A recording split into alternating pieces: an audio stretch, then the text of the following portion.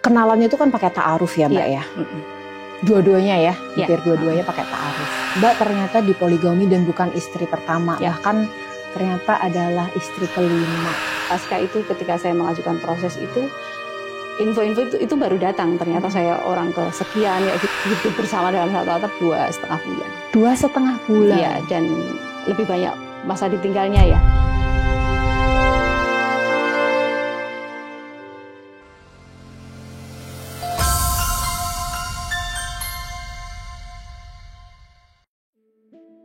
Sebesar biji zarah pun pasti ada rasa cemburu para istri Nabi, karena Nabi memiliki lebih dari satu istri. Apalagi kita manusia biasa. Itulah yang kadang membuat poligami selalu menjadi kontroversi. Masalahnya manusia bukan Nabi, yang mungkin selalu tergelayuti oleh banyak motivasi selain ilahi. Tamu kita hari ini adalah Mbak Risa yang akan berbagi tentang kisah perjalanan pernikahannya hampir bahkan 2 kali harus berbagi suami tanpa tanggung jawab berarti.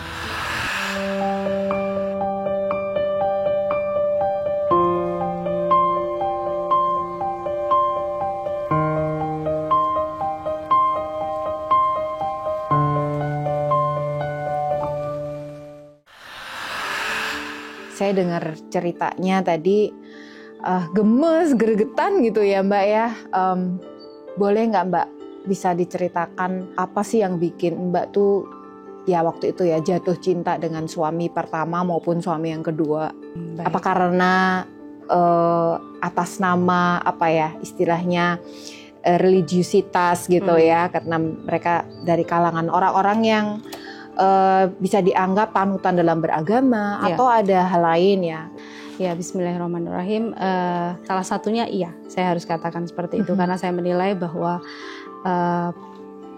pemimpin itu kan pemimpin khususnya dalam rumah tangga itu kan kalau bisa dia yang paham akan agama ya. Dan mungkin pemahaman terhadap imam itu kan ya itu tadi turunan dari agama, dia bisa kemudian memperlakukan secara ahsan, kemudian bertanggung jawab. Dan di awal-awal memang mungkin Allah memampukan lisan-lisan mereka ya, kemudian bisa menghafal dalil, kemudian sampai segitu ya. Ya adalah beberapa nilai-nilai itu yang kemudian oh ya berarti dia pantas untuk menjadi pemimpin saya. Itu salah satu yang kemudian tampak secara zahir ya.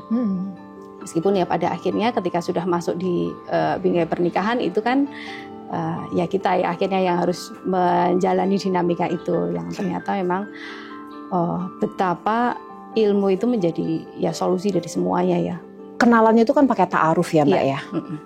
Dua-duanya ya, hampir dua-duanya pakai ta'aruf. Dan ta'aruf itu sebuah metode yang dikenal luas di kalangan umat muslim itu sebagai metode yang jauh lebih barokah istilahnya dibandingkan pacaran gitu ya. Penjajakan yang sesuai dengan syariat tuh memang dengan ta'aruf gitu.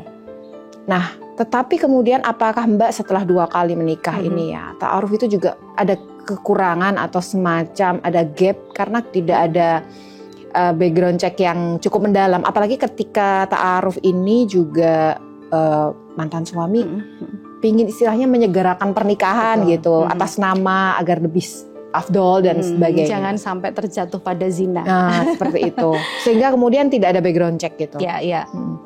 Sepakat Mbak, pada akhirnya kemudian justru sesudah Allah kasih kesempatan 2 pengalaman ini ya, itu membuat saya benar-benar berpikir bahwa background check itu hal yang sangat vital ternyata. Memang harus ditempuh dan justru pengalaman itu membuat saya akhirnya harus membaca lebih banyak buku-buku lagi dan kemudian referensi-referensi yang bahwa sebenarnya apa sih yang dimau Islam tentang salah satu metode ta'aruf ini. Ternyata memang serigid itu loh. Sense itu umumnya dimiliki oleh para ayah atau laki-laki yang sebenarnya ini pantas untuk menjadi pasangan dari anak saya. Dan itu kadang-kadang akhirnya saya pelajari itu menjadi dikesampingkan gara-gara mungkin wis manut ustadznya aja. Ternyata itu ada ranah yang menurut saya itu kayaknya kok juga kurang bijaksana bahwa orang yang kemudian membesarkan dari kecil sampai ini nih ya lapis pertama ya orang tua itu. Ayah dan ibu kan juga dalam keadaan sudah berpisah. Betul. Kemudian ayah juga mengalami permasalahan psikologis yang bisa dikatakan penyakit mental begitu Mbak, sehingga tidak bisa kemudian memberi masukan yang jernih utuh, sehingga kemudian Mbak bisa dibilang terjebak pada ya wis manut bae ustate gitu salah satunya begitu. Itu yang akhirnya jadi pelajaran besar buat saya. Mbak waktu tahu bahwa Mbak ternyata dipoligami dan bukan istri pertama, bahkan ternyata adalah istri kelima yang pertama luar biasa.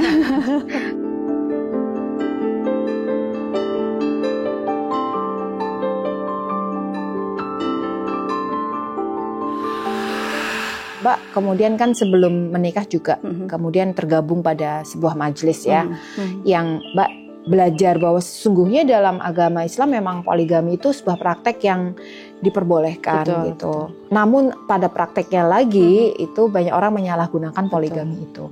Nah pada saat tahu ternyata dipoligami apakah Mbak kemudian merasa ya sudah ini bagian dari bakti Anda kepada suami atau katanya kalau istri itu merelakan dirinya untuk dipoligami bisa masuk surga atau seperti apa gitu ya, atau ada rasa kecewa?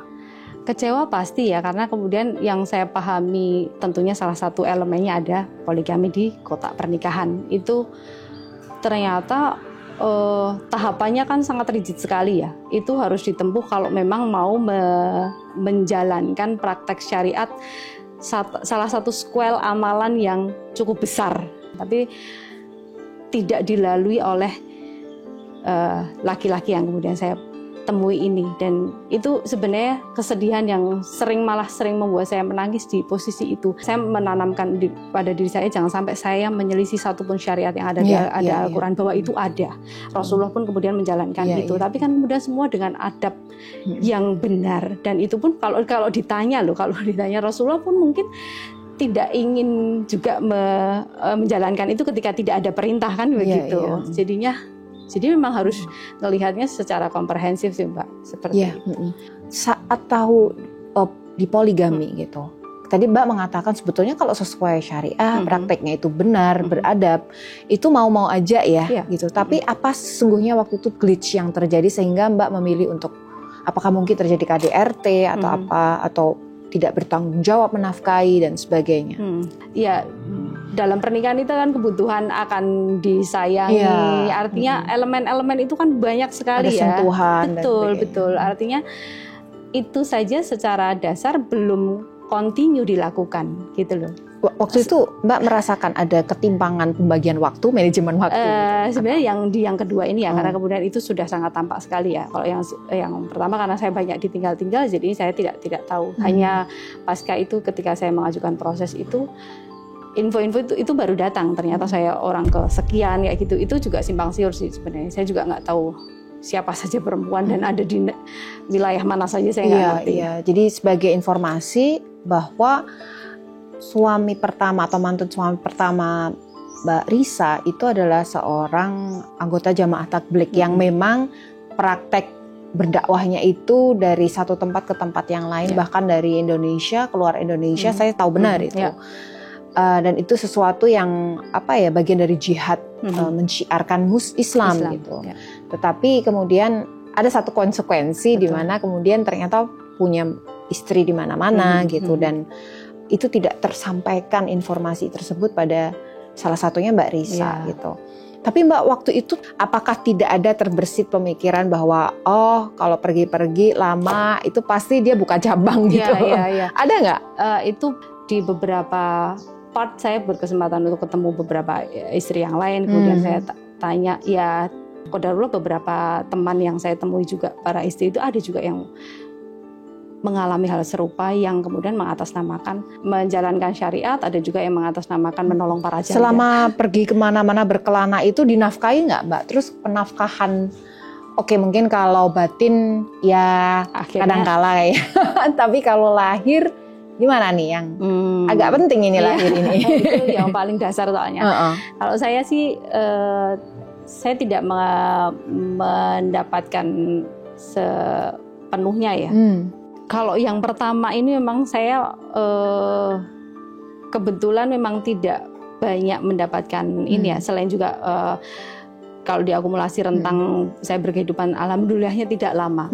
Oke. Alhamdulillah tidak Jadi lama. berkehidupan rumah tangga berapa tahun dengan yang pertama? Yang pertama sebenarnya cuma efektif untuk hidup bersama dalam satu atap 2,5 bulan. 2,5 bulan? Iya, dan lebih banyak masa ditinggalnya ya. Oke. Jadi ternyata kebutuhan totalnya berapa dari 9 bulan sampai akhirnya saya merasa sudah cukup, saya mengajukan hulu ya.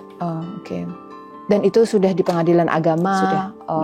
Jatuh vonis ya. Artinya sudah bercerai ya.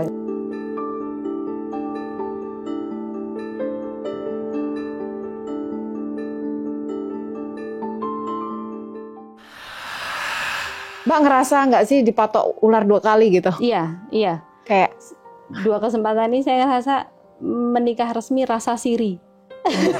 Itu istilah yang akhirnya saya dudukkan dengan kondisi saya seperti yang ini. Kedua maksudnya untuk termasuk juga yang kedua. Resmi rasa siri karena kemudian ada memang salah satunya ditinggal-tinggal. Semuanya pernikahannya waktu itu sesuai negara ya, resmi negara. Iya. Tapi rasanya siri itu tadi ya. Iya. Okay. Jadi sedangkan yang siri, dinamika yang terjadi di luaran, mereka siri rasanya udah menguasai ya, lebih menguasai, dan itu ya artinya itu memang akhirnya jadi pergulatan banget. Sebenarnya esensinya gimana sih? Apakah kemudian hanya diakui negara saja bahwa ya mau tidak mau kita hidup di negara hukum, mau tidak mau itu juga harus ditegakkan ya. Tapi secara fungsi ketika apa ya kalau orang Jawa aktivitas berumah tangga itu kok secara fungsi kemudian tidak berjalan secara normal, itu kan juga tidak ahsan juga. Mbak menikah itu kan tadi 9 bulan ya. Kemudian jarak dari pernikahan pertama selesai ya, kemudian bercerai itu sampai menikah lagi berapa tahun? Nggak sampai setahun sih, nggak sampai setahun. Sepertinya seperti itu. Artinya sebetulnya ada pelajaran yang diambil dari yang pertama, tapi mungkin apakah yang kedua ini lebih inspiring gitu atau mungkin lebih meyakinkan dibanding yang pertama gitu, sehingga Mbak juga jatuh pada lubang yang sama. Yang kedua ini sebenarnya karena memang saya pernah mengagumi, saya sudah lebih tahu sendiri track record beliau, dan memang ya mungkin kalau dibilang ya ada bucinnya juga ya mungkin saya tidak memungkiri bahwa mungkin seperti itu, dan karena memang diakui di pasca kemudian saya menjadi istrinya itu, beberapa perempuan yang saya temui pun juga ketika mereka tidak tahu bahwa saya adalah pasangannya tuh, saya mendengar sendiri, maksudnya tuh ada kekaguman terhadap beliau ini gitu loh. Boleh tahu nggak Mas kekagumannya itu apa Mbak? Apakah mungkin fisik atau lebih pada kedalaman ilmunya gitu ya, atau dari sisi apa? Kan secara manusiawi kan pasti ada yang membuat Mbak. Salah satu yang tampak dari memang kemampuan berdiplomasi ya. Itu bagi sebagian perempuan kayaknya itu juga cukup nganu ya. Wow banget gitu. Maksudnya kayak pinter mengambil hati perempuan gitu. Salah satunya begitu, dan dalam artinya interaksi dengan para asatid itu kan saya menemui itu artinya dia bisa untuk berkomunikasi, mengawali nganu, dan kemudian saling menghubungkan satu dengan yang lainnya gitu. Jadi menurut saya itu juga skill ya. Humoris nggak Mbak? Iya. Nah, mungkin itu salah satu yang itu bikin salah satu. Kadang perempuan memang suka sama pria yang bisa bikin dia ketawa, bercanda gitu ya. Sepakat. Tapi begitu menikah, kok tiba-tiba kok nggak pernah bikin ketawa lagi ya? Dulu kemana itu ya? Iya, jadi saya ngerasa loh, kita ini secara fisik dekat, kamu nggak perlu juga teriak-teriak. Saya sudah dengar hal-hal yang seperti itu, tapi ternyata dekat, tapi kalau hatinya jauh, sedang jauh, itu kan berarti memang ada apa-apa ya. Ya, aku sedih dan pasti akan longsor kayak gitu ya. Konsekuensinya kemudian saya harus sembuh, saya harus pulih. Salah satu yang saya inginkan ya diizinkan merasakan sensasi bagaimana menjadi perempuan ya.